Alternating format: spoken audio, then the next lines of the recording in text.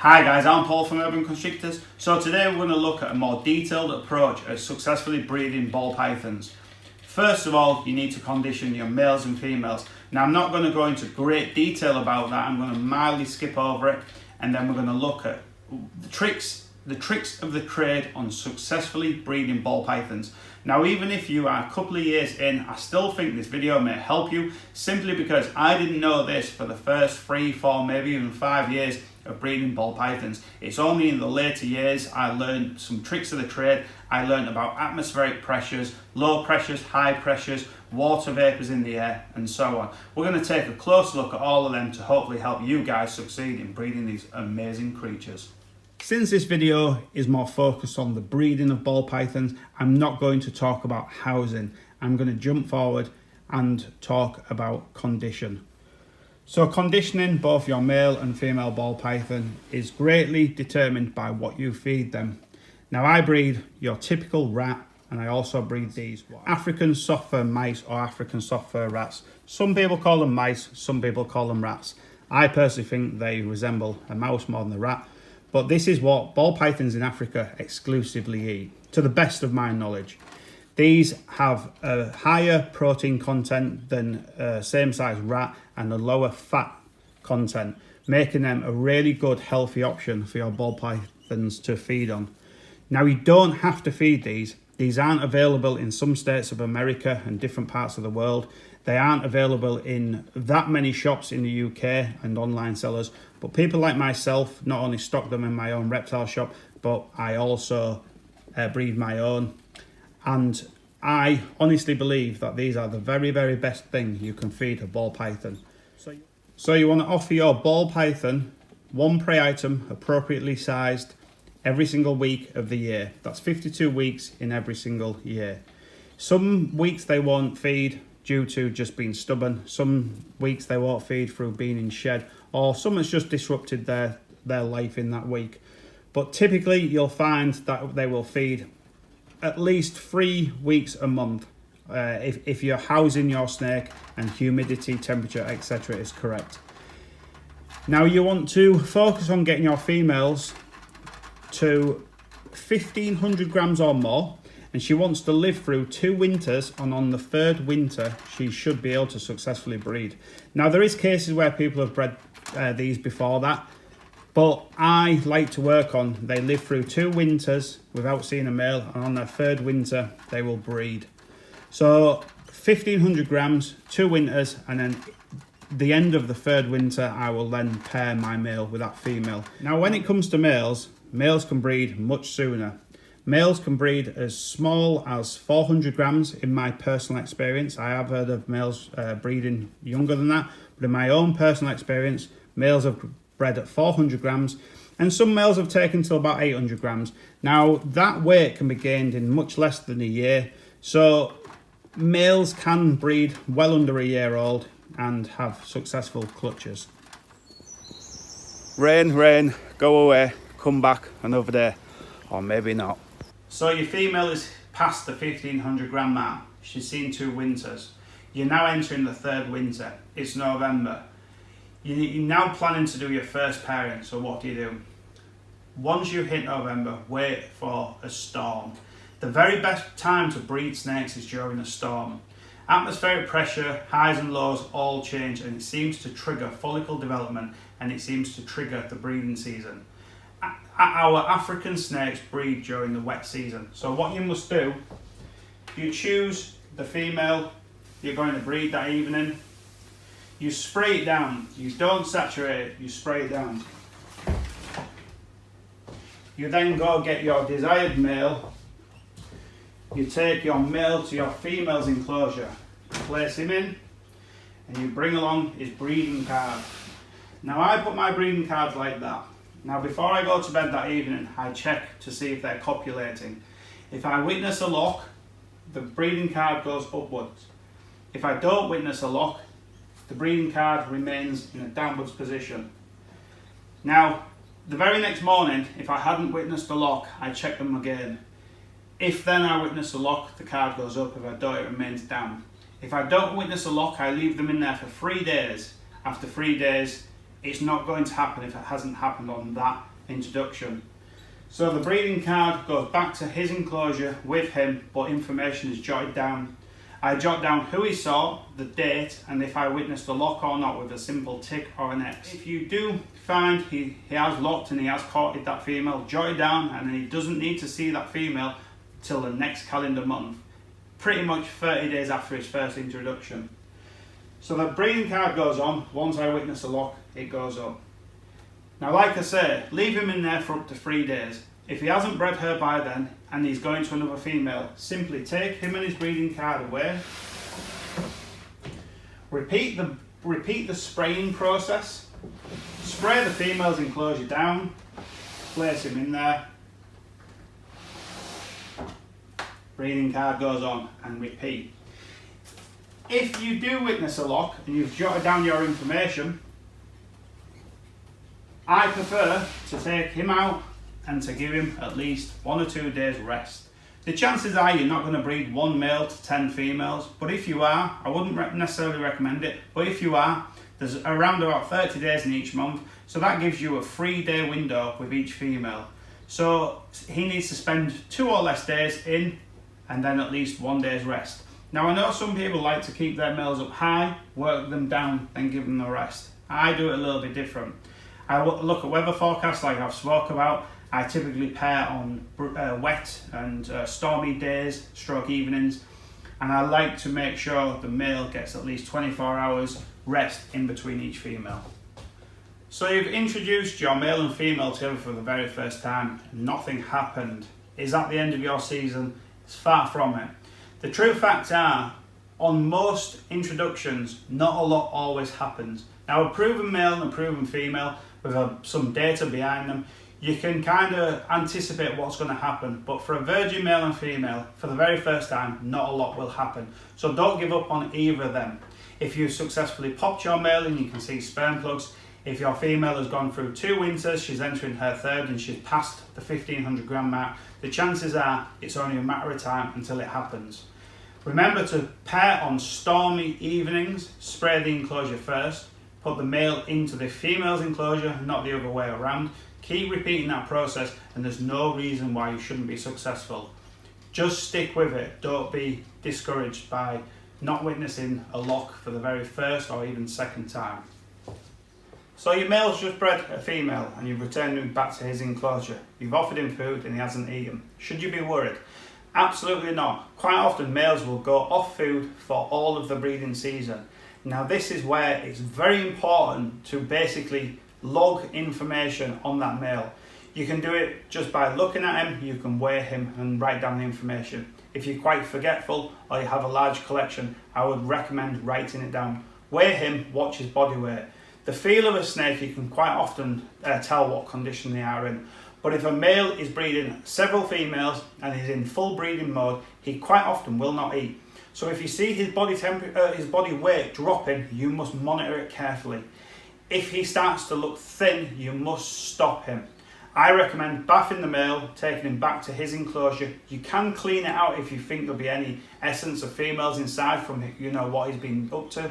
But if you feel the enclosure is good and clean and in good condition, simply bath him, return him back to his enclosure, make sure he has good, clean water, and leave him well alone. Don't handle him, don't disrupt him, don't upset him. Offer him meals once a week.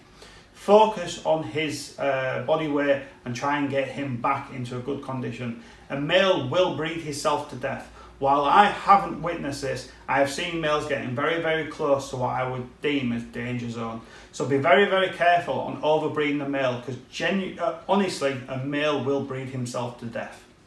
So you've spent the last couple of months pairing your snakes approximately once per month. Not a lot seems to be happening. Now you'll find that your female seems to get a huge appetite and it's a great time to get them calories in her. Offer her food as much as she wants. Don't power feed her, don't feed her massive prey items, but give her appropriate or slightly too small prey items, but much more frequently. That's what I find seems to work. Now, follicles only grow around 6 to 8 millimeters per month, so in the early stages, not a lot seems to happen, and it can cast doubt in a lot of first-time breeders. Just hang in there, good things are about to happen. So once follicles hit around the 25mm mark, strictly speaking, you'll find that your females start to seek the cool end and she starts to cool her body temperature. You'll quite often find them ball wrapping and spending all the time in the very front of the enclosure where it's the coolest. This is just helping them follicles to develop. Once the follicles have reached a point of around 40 to 45mm, you will witness an ovulation where it looks like a female has eaten a really large prey item. She'll go quite smoothly down her body and then it'll look like she's eating an American football. It'll dip back down into her tail. You'll also witness what's called a tail suck. On the top of the tail it'll sink in, so you'll witness a tail suck. And that's after ovulation. That's when the female will typically go back to the warm end, start to build her nest, start to push her body right down really flat to right above the hot spot to then warm her body back up. At this point you can witness females laying on their bellies, you can witness them laying on their sides and laying on their backs. The very first time you see them laying on their backs, it can be quite daunting and very worrying. You can feel like she's in severe discomfort or something similar. It's perfectly normal and it happens very, very frequently. So please don't worry if you see your females laying in strange places. You've got to remember, she's building multiple eggs inside her. So around 20 to 25 days after ovulation, she'll have a shed. This is called a pre-lay shed. And after the pre-lay shed, approximately 30 days after that, you will get your eggs. So at the pre-lay shed point, if your incubator isn't ready, now's the time to get it working perfectly. I incubate my ball python eggs at between 88 and 89 Fahrenheit. The sweet spot for me is around 88.5, so it gives me a little bit of buffer each side.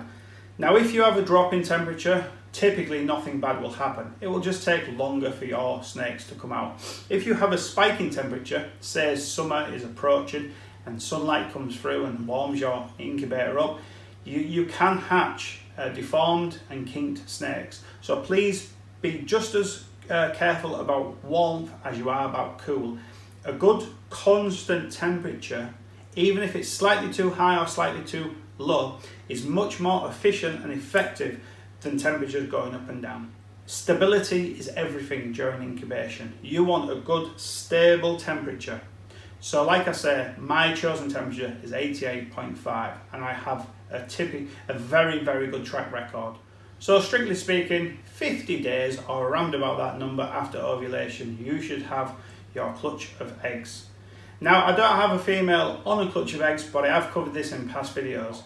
Now I have covered things like egg boxes and incubation methods, so please check my other videos out for more information on that. But I'm going to quickly show you what an incubation. So now we're going to take a little look inside the incubator. Now I'm very fortunate and I own a walk-in incubator, but the fundamentals of incubation is all the same. It doesn't matter if you use a polystyrene box, a specifically made incubator, or a freezer converted into an incubator. Everything should be the same. Now I have a thermostat built into the wall that runs this incubator, and I have a backup thermostat should that one fail. This is set to a slightly lower temperature, so if this one ever kicks in, I know that there's a problem with this one. I have a thermostat, a cooling thermostat on the other side of this wall, which controls that expeller. So if it gets too hot in here, that kicks in and it cools it down. So quickly looking at the temperature in here, it's 88.7 and it's for the last couple of days it's been constant at 88.7. Now with my body temperature it will rise up a little bit more. Now I've got a series of thermometers dotted about, so I know that this incubator, no matter where we look, is pretty much on the money, each one. I have some backup tubs ready, all bone dry, no water, so I just mix 300 grams of water because there's 300 grams of vermiculite. I have this tester tub, which was done on the 2nd of May 2019 with a line to see how much these tubs release water, and so far they've released no water whatsoever, and it's now the 12th of June. So looking around the incubator, a couple of things you may notice. I have water warming up, so this water is at the room temperature, it's at around the 88.5 mark. I have the vermiculite in the incubator as well, so that's at 88.5. You'll notice I have a bank of fans directly above the oil-filled radiator. Now that's so the oil-filled radiator doesn't release warm air up into the bottom of these tubs.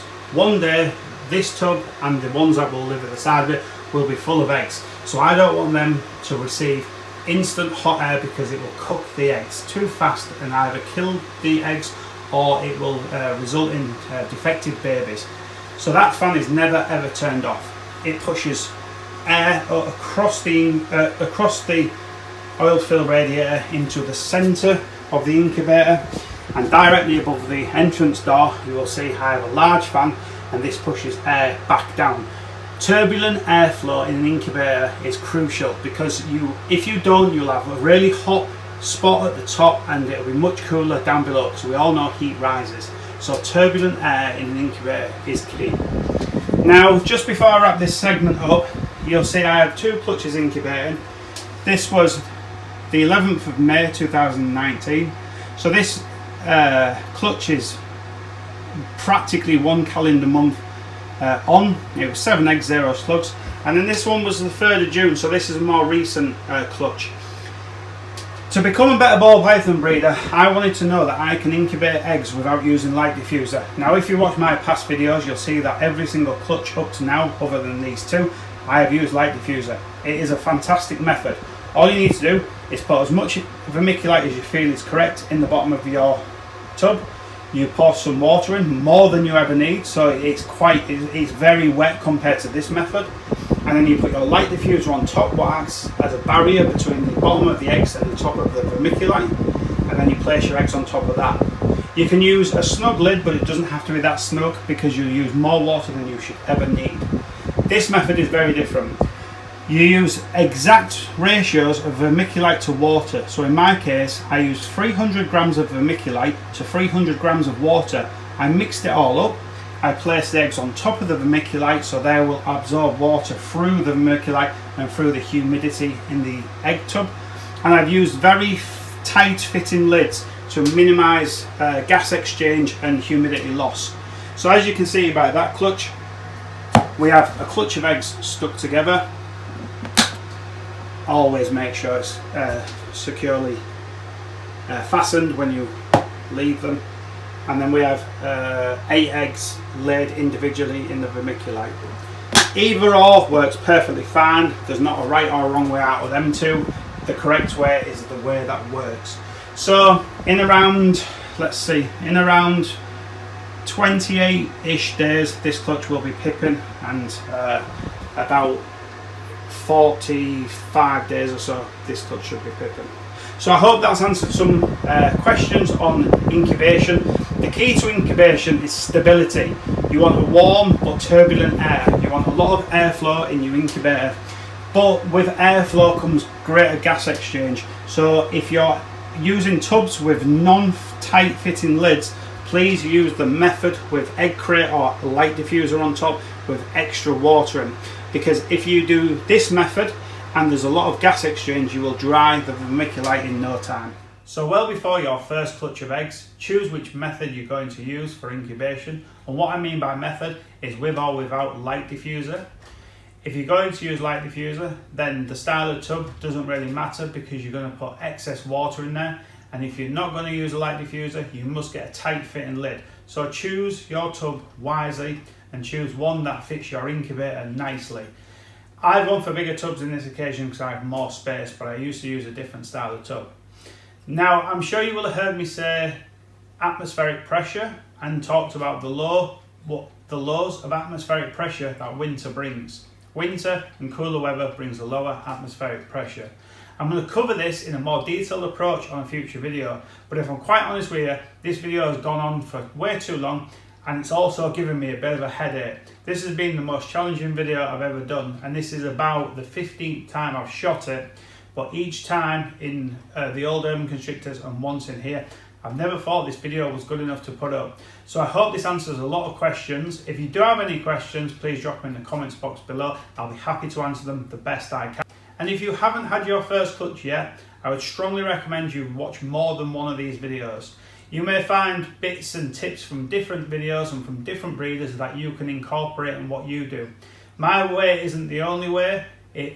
I copied the people behind me and the people in front of me, and the people that still lead this industry. So what I've done is I've taken as much information from different people as I can, and I've found my own way. And that's the way to do it. You kind of put your own little spin on it. There's not a lot you can do with hatching ball python eggs from the next man, but I know some people use different incubation methods. Some people use water and no vermiculite, etc. So find the way that suits you and your needs, and hopefully you'll be successful at breeding ball pythons like I am. Cheers guys, I hope you've enjoyed this video. If you have, please give it a thumbs up. If you haven't, give it 2 thumbs down. I'll talk to you soon. Cheers.